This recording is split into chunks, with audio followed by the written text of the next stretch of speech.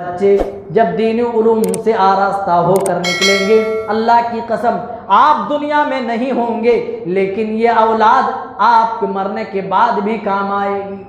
दीनी उलूम के बगैर नेक औलाद तो तमन्ना ही नहीं की जा सकती। कितनी ऐसी औलादें हैं जो माँ बाप से बेरुखी इख्तियार किए हुए, माँ बाप से बेअदब होकर बात करते हैं, उनसे लड़ते झगड़ते गाली गलौज करते हैं, और बाज़ लोग तो माँ बाप को अपने घरों से धक्का मार करके निकाल दे रहे। इल्म ना होने की वजह से, दीनी उलूम ना होने की वजह से। अगर उनको मालूम होता कि जिस माँ से वो ऊंची आवाज में बात कर रहा है उसकी जन्नत भी उसी माँ के कदमों तले है, वो जिस बाप से रोबदार आवाज में बात कर रहा है वो बाप उसकी जन्नत का दरवाजा है, अगर उसे मालूम होता तो कभी भी बाप से इस तरीके से बेरुखी इख्तियार नहीं करता, कभी भी इस अंदाज में कभी गुफ्तगू न करता, कभी इस अंदाज में बाप को डांटता नहीं, फटकारता नहीं, गाली गलौज नहीं करता। लेकिन औलाद माँ बाप के मकाम से नाआशना है, क्योंकि उन्हें दीनी तालीम से आशना किया ही नहीं गया, दीनी तालीम से दूर रखा गया, बचपन से ही दूसरी तालीम पर फोकस किया गया। बच्चे तो बड़े डॉक्टर बन गए, बच्चे तो साइंटिस्ट बन गए, बच्चे तो बड़े से बड़े वकील बन कर के आए, लेकिन माँ बाप से बात करने की तमीज औलाद के अंदर अभी तक पैदा नहीं हुई। क्योंकि जिस जमाने में आप उसको CAT कैट पढ़ा रहे थे, अगर उसी जमाने में आप अल्हम्दुलिल्लाह रब्बिल आलमीन ये सूरत पढ़ा दिए होते तो अल्लाह की कसम ये दिन ना देखने पड़ते, ये नौबत नहीं आती। उसके बाद आप पढ़ाएं, कौन मना करता है, लेकिन जब तक बच्चे का दिल सादा है, सफेद है, कम से कम उन अवकात में, उस पीरियड में बच्चे को दीनी उलूम से आरास्ता व पैरास्ता कराना निहायत जरूरी। अच्छा, एक हदीस देखते हैं, इज़ा माता इब्नु आदम इनक़ता अन्हु अमलुहु इल्ला मिन सलास। जब इब्ने आदम दुनिया से चला जाता है, इब्ने आदम का इंतकाल हो जाता है,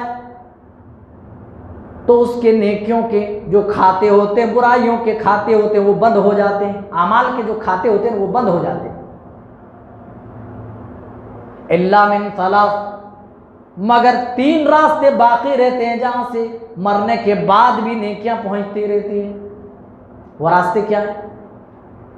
ला मिन सदक़तिन जारिया, सदक़े जारिया, बंदा जिंदगी में कुछ ऐसा करके चला गया जिससे दूसरे लोग फायदा हासिल कर रहे हो, जिससे दूसरों को फायदा हासिल हो रहा हो।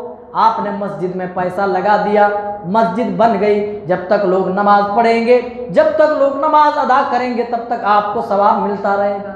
चटाई डाल दी, घड़ी डाल दी, कहीं पर कोई मुसाफिर खाना बनवा दिया, जब तक लोग उससे काम लेते रहेंगे तब तक आपको उसका फायदा मरने के बाद भी मिलता रहेगा। कहीं पर पानी की किल्लत है, वहां पर हैंड पंप डाल दिया, जब तक लोग वहां से पानी पीते रहेंगे मरने के बाद भी आपके खाते में सदक़े जारिया की वजह से नेकी जाती रहेगी। औ इल्मिन यंतफ़िउ बिही, वो इल्म नाफ़ि, वो इल्म जो नफ़ा बख्श हो, नफ़ा बख्श इल्म, दीनी उलूम। ऐसा इल्म छोड़ करके जाए बंदा जो इल्म नाफे हो, जो नफा पहुंचाने वाले। अल्लाह अकबर।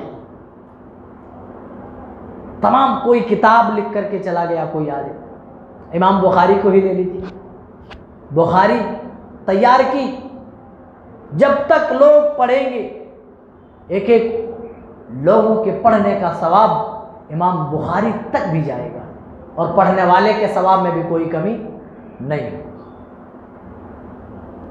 किसी को की कोई दुआ सिखला दी, जब तक बंदा वो दुआ पढ़ेगा, जब तक वो दुआ यूज करेगा, तब तक सिखलाने वाले को भी उसका सवाब पहुंचता रहेगा।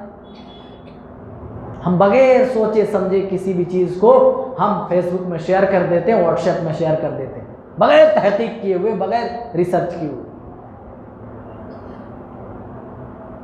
जिस तरीके से सदक़ा जारिया है, मरने के बाद नेकी पहुंचती है। उसी तरीके से आपने अगर कोई गुनाह का काम छोड़ दिया, कोई गुनाह का दरवाज़ा आपने खोल दिया, जब तक लोग उसके ज़रिए से गुनाहों में मुलव्विस रहेंगे, गुनाह करते रहेंगे, मरने के बाद भी आपको उसका गुनाह, उसका वबाल पहुंचता रहेगा। इसलिए बगैर सोचे समझे सोशल मीडिया पर कोई हरकत मत कीजिए। औ वलदिन सालिहिन यदऊ लहू, और तीसरा रास्ता जहां से मरने के बाद भी सवाब पहुंचता रहता है, नेकी पहुंचती रहती है, तीसरा वो रास्ता है नेक औलाद। नेक औलाद, इसके लिए पूरी दुनिया तरस रही है।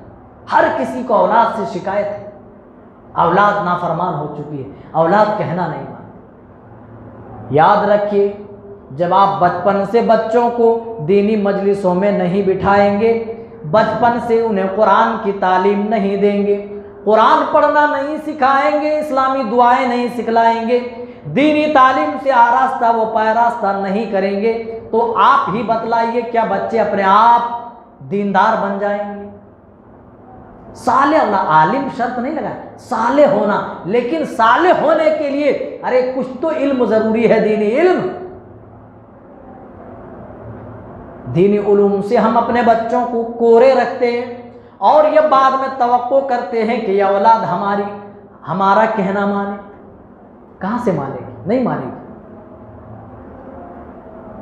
औ वलदिन सालिहिन यदऊ लहू, तीसरा वो रास्ता नेक औलाद है जो मरने के बाद अपने बाप के लिए, वालिदैन के लिए दुआए मगफिरत करे। अच्छा, कैसे मालूम होगा औलाद को कि वालिदैन के लिए दुआ करनी है? अरे दीनी इल्म रहेगा तब न दुआ करेगा। यहाँ तो दीनी उलूम का इस कदर फुकदान है, अल्लाह की कसम, बाप का जनाजा पढ़ रहा है, बच्चे को जनाजे की दुआ तक याद नहीं, बच्चे को नमाज जनाजा का तरीका मालूम नहीं। हाँ, हम किस मुंह से अपने आप को मुसलमान कहलाते हैं, किस मुंह से हम अपने आप को मोमिन कहते हैं, किस मुंह से अल्लाह के पास हम खड़े होंगे और कौन सा मुंह लेकर अल्लाह के पास हम जवाब दे रहे होंगे। बच्चे आज बाप के जनाजे में है, लेकिन बच्चे को आज ढंग से नमाज जनाजा का तरीका मालूम नहीं, नमाज जनाजा में पढ़ी जाने वाली दुआएं याद नहीं। इससे बढ़कर दीनी तालीम का फुकदान और क्या हो सकता है?